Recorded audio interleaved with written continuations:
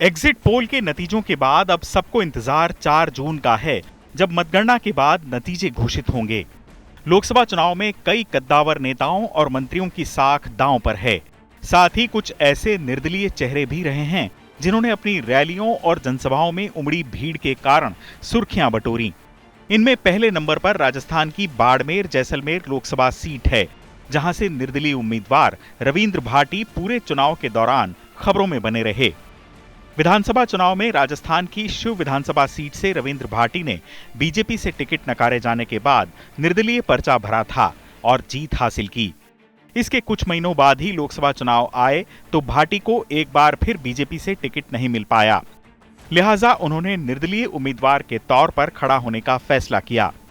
रविंद्र भाटी की रैलियों में भीड़ तो खूब उमड़ी, लेकिन क्या ये भीड़ वोटों में तब्दील हो पाएगी?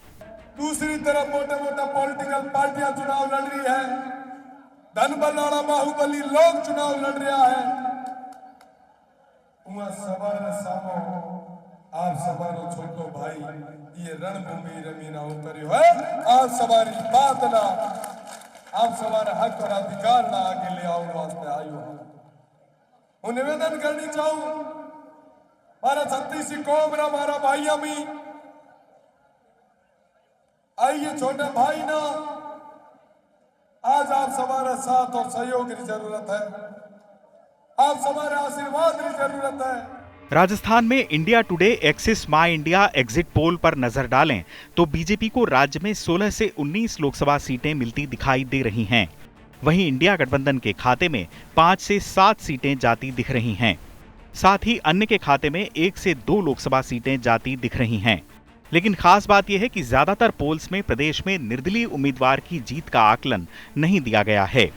यानी ऐसा भी हो सकता है कि राजस्थान में किसी निर्दलीय उम्मीदवार के खाते में कोई सीट ना आए।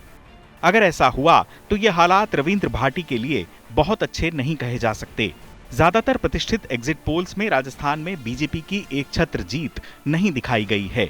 ये जाहिर करता है कि प्रदेश में कुछ सीटों पर कांग्रेस जरूर बाजी मारेगी। हालांकि रविंद्र भाटी को अपनी जीत का पूरा भरोसा है।